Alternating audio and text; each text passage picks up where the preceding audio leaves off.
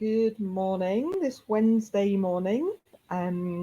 Sorry that it's a recording, not the real me, but I am having huge problems with my internet in Mallorca, so I think it's best that they're pre-recorded. So I hope you had a good day since yesterday. Today I want to share with you a story which followed on from the Wild Way, which I shared yesterday. But before I begin that story, I wanted to share with you a bit of inspiration that really helped me through all of my journeys. So, whilst I was doing my quest of cycling, whilst I've been and still am doing my quest of cycling 7 continents, I put it out there to people to take on their own quest, that is, to do something new, to discover themselves. I was fortunate to get to speak about it on BBC Radio Scotland, and this young man heard me speak. His name is Rowan, he's from the Isle of Skye, and after hearing about Quest 79, he informed his mum and dad that he wanted to do that and that his plan was to climb 79 peaks in 79 weeks. So the mountains are all mountains that are either on or fairly close to the Isle of Skye. I think his mum and dad were in a little bit of shock because Rowan at the time was only 10 years old and it wasn't like a big family thing to go mountain walking. So his mum and dad didn't even really like going hiking in the mountains, particularly. And it meant doing a lot of peaks in winter and learning to use the equipment for that, ice axes, etc. So I went across to the Isle of Skye and met Rowan, and it was just really inspiring to meet him in the middle of his project. And when I asked him why he was doing it or what had inspired him, and he said that he wanted to make a difference to his classmates at school, and he wanted to encourage them to step out of their comfort zone and do something new for themselves. So he was also raising money for a children's charity in Africa. So Rowan did inspire all his classmates, and all the kids at Broadford Primary School wrote letters to me telling me what their Quest 79s would be. And it was really moving. Some of them were things like, I just want to spend 79 minutes outside every day or every week. Some of them I'm going to be nicer to my sister 79 times.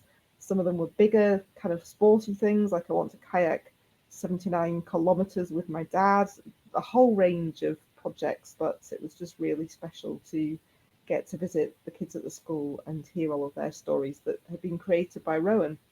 So it just reminded me that inspiration is something that we pass on to each other. And without realizing it, we are usually passing it on to each other just by being ourselves and doing the things that we do. And that can be really transformational in itself. So Rowan really helped me. I think, as I've already mentioned, a couple of years after Rio, I was probably struggling a little bit with this feeling of having overdone it and running out of energy a little bit. And so seeing Rowan do this really inspired me to keep going. So, following the wild way that I shared the story with you about yesterday, down through the length of Patagonia in Chile with my teammates and their various abilities and disabilities, the next big trip that I would take as part of the Quest 79 series of journeys was what I called the Expressway. So, this was to follow the Pacific Coastal Trail down Western North America, down the coast, down along the Pacific coast, starting in Vancouver and aiming all the way for Mexico. So it was over 3,000 kilometers passing through the US states of Washington, Oregon, and then the very, very long state of California. So it's not everybody that can take time out of their life or can easily create time out of their life to do something like this. And so many of the trips I have taken with people I don't know very well, um, right through to almost complete strangers. And this was one of the kind of more extreme ones in that way, in that we really didn't know each other very well at all. These are my companions. For a long while, it was just myself and a friend that you can see reflected in the mirror. And he had never ever done anything like this at all. So he'd never been cycle touring, and he got quite unfit and overweight. So he was trying to lose 45 kilograms and decided that joining me on this journey would be a great way to encourage him to do that and find the motivation to train and lose the weight and change things. Because he was so nervous about taking the trip together, and part of it would mean towing a trailer with, because I can carry some of my things but struggle to carry my wheelchair and everything I need. So he would be carrying my wheelchair on top of the trailer, and was quite anxious about that. So it would have been ideal to have had another person, but we didn't have anybody until 6 days before. And at that point, my second teammate, who's got the bright pink stripe across his jersey there, I'd met him once for 15 minutes. He was a bike mechanic and he'd fixed my bike. I owed him some money. I said, I need to pay you because I'm going away for a while. And he said, where are you going? I explained that I've taken this journey down the Pacific Coastal Trail. And he said, I want to come. When are you going? I'm like, Monday? Anyway, he booked a ticket there and then and came. So that was the team.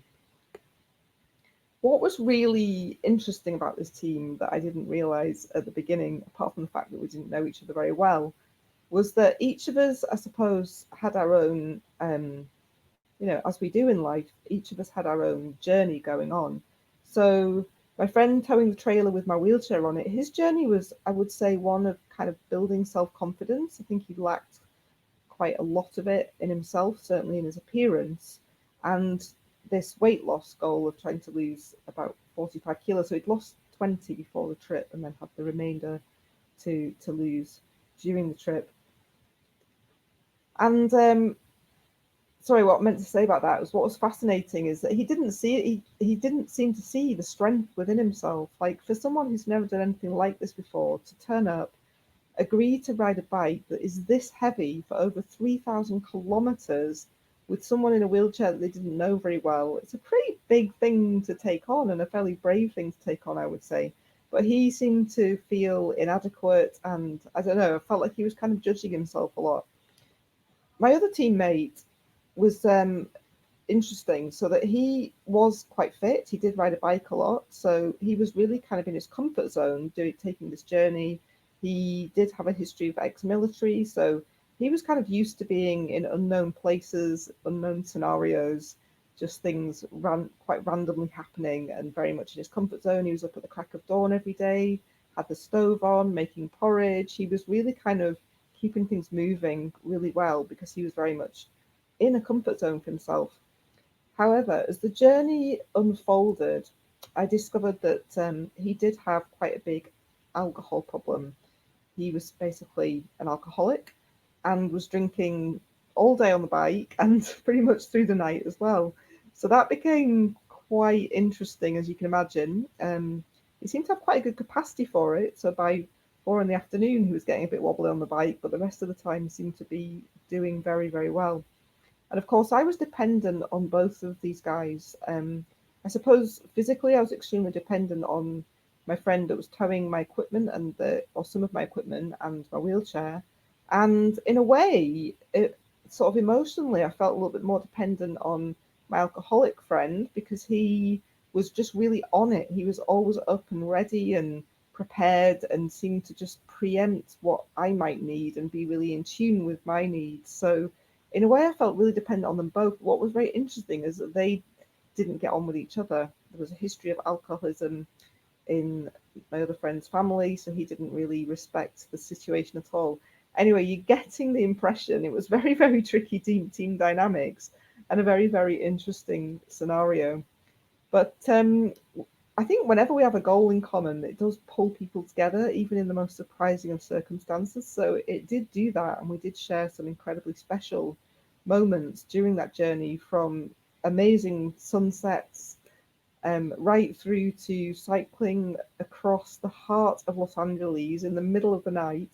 My biggest fear was cycling across Los Angeles in the dark, probably for the whole journey. And at all costs, I thought that would be a bad thing for us to end up doing.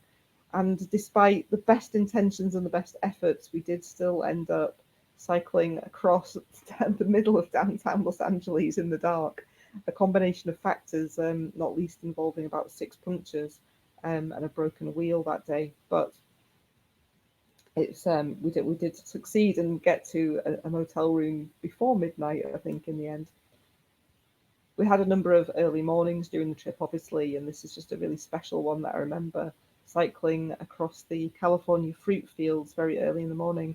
I seemed to be flying a Spanish flag, which actually created quite a bit of friendship because this part of the world has quite a lot of Spaniards in it, and obviously Mexicans as well. So I ended up speaking more Spanish than English during this journey. So why am I sharing this journey with you? Well, I suppose it was one where I considered the topic of freedom quite a lot. And I think that's partly because cycling through America was one of the most least comfortable experiences I've had in terms of cycling and feeling welcome on a bike in a country. California was a little bit better. They had road signs like this, so it felt like drivers were a little bit kinder to cyclists, and they gave us maybe, I think it was a law of more than a meter distance from bikes. Whereas in the northern states of America, like Oregon and Washington, it felt like we were just moving targets for some of the young guys driving trucks around.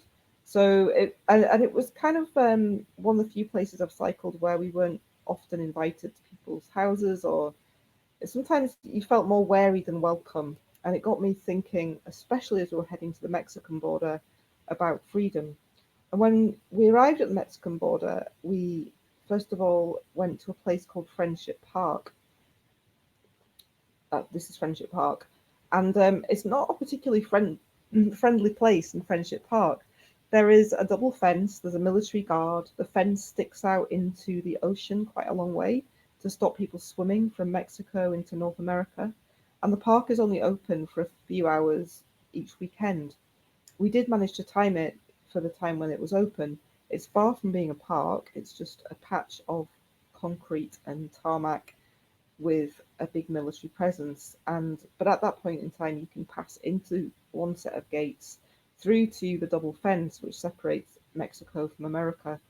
I suppose coming from an island like Britain, I've never really experienced such a harsh border before, and it was really moving, I think, to all of us to watch people meeting with their loved ones at the fence, not even being able to touch each other through the fence, but just being able to meet and spend time together and perhaps talk a little while. And it just really had us all very emotional and really contemplating how in many ways we take our freedom for granted, that we when we come from a more developed country where we have a passport that gives us perhaps freedom to travel the world or funding that allows us to do that. But it did get me thinking a bit more about freedom in other ways. Oh, I forgot to mention at the actual border where we could get across into Mexico, it took us 2 minutes to enter Mexico. We didn't even need to show our passport, and we just went in for the day to visit the town of Tijuana in northern Mexico. But then it took us about 5 hours to queue to get back into America, and it felt very difficult and very hostile. But we did finally get back again. So yeah, it had me contemplating the topic of freedom and how we, although we might assume that we are free in our world, how many of us end up chaining ourselves in other ways that might not involve borders but other types of habits and addictions. And perhaps that was very apparent within the small team that I was part of in on this journey. So it also, in some respects, how we perhaps limit our freedom in terms of working. Maybe where many people end up being time poor and money rich, and I question whether that's really a nice, free, healthy, happy way to live. I don't know if you've seen this documentary called Minimalism. It's one that I saw recently, but it's about a couple of American guys who give up their big jobs in the city, earning lots of money, and they just decide to downsize completely. I think they live in a van for a while, I'm not sure, but they just decide to refocus their lives on what is important and write a book about that, a film, and sort of travel America talking about it to people, really just kind of encouraging a perhaps a less materialistic focused life and to focus on other values instead. But that's something I certainly hold true to my heart and find quite freeing in many ways. But the other ways that we perhaps keep ourselves limited and experience less freedom. So, for one of my friends on this trip, I would assume that he had a kind of had or experienced some sort of food addiction, overeating, overindulging, gaining weight, and how that can make us feel. And when we do that, when we feel worse about ourselves, it can become this very vicious cycle where we feel guilty, and then we're trapped within these negative sorts of emotions, which also very much limit our freedom and not maybe damage our health at the same time.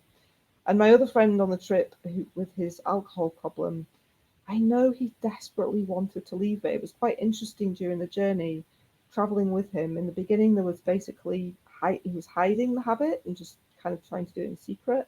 Then it became apparent that it was apparent that we had clocked it, and then he became very overt about it and almost kind of went to a real extreme with it.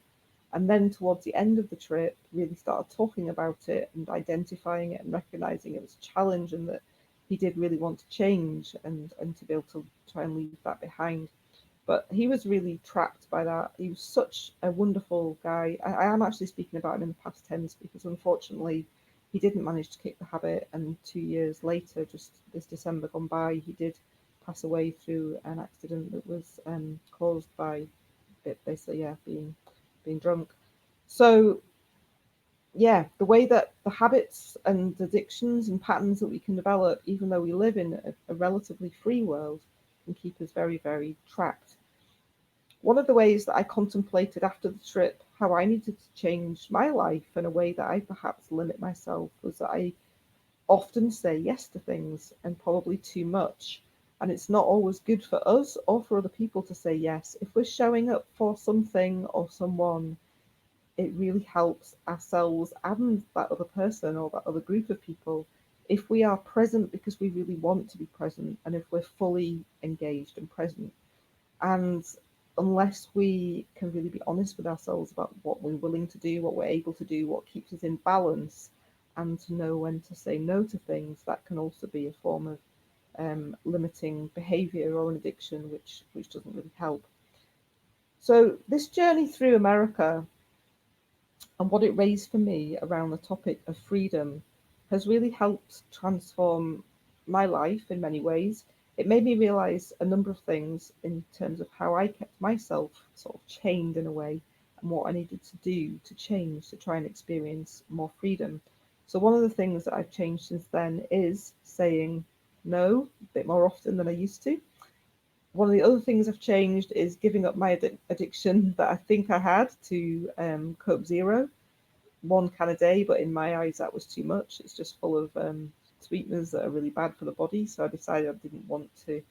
Basically, it doesn't really matter what you do if you feel okay about it, but I didn't feel okay about it. And every time I drank a can of Coke Zero, I felt like it was controlling me instead of me having the choice to control that choice.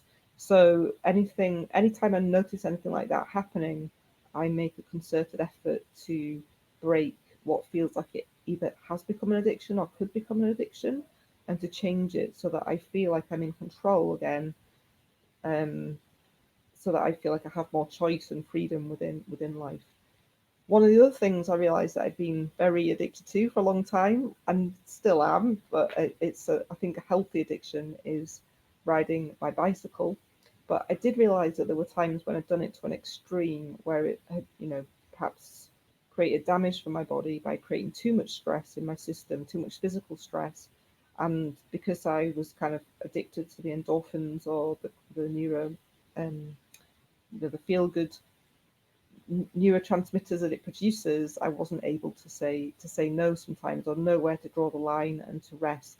So since that journey, I've managed to find much more balance between when I train, when I ride, and when I choose to rest. So I just wanted to share the journey with you because it was a really incredible journey through North America. It was probably one of the toughest journeys in many ways, because of the long distances, and we were doing basically up to about 100 kilometers a day, but over very hilly terrain for a solid 6 weeks. So it was a long way and not really any rest days in it, with this very unusual partnership of people who were going through their own kind of journeys and transformations, but also not knowing each other very well. So it was very, very special to me, but also a big journey in terms of transformation and this look at freedom and how we can create more of it for ourselves in our lives. So that's all I wanted to share with you today. I just want to leave you with that question: what would greater freedom mean to you? Perhaps have a think about where you notice anything that you feel limits you, maybe a way of thinking, a way of responding, behaving, anything that you're doing that if you could let go of it and change it, you might be able to experience more freedom, and that might bring you on quite a good transformation in life.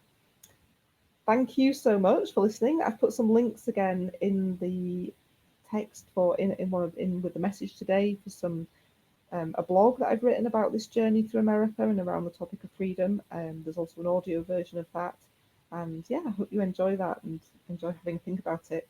And I'll see you tomorrow morning to share with you the next of the Quest 79 journeys that I took, which was following the longest river in Australia called the Murray River, which was a possibly, I think, my most transformational journey of all of them. But I look forward to sharing that with you. Thanks. Have a great day. Bye.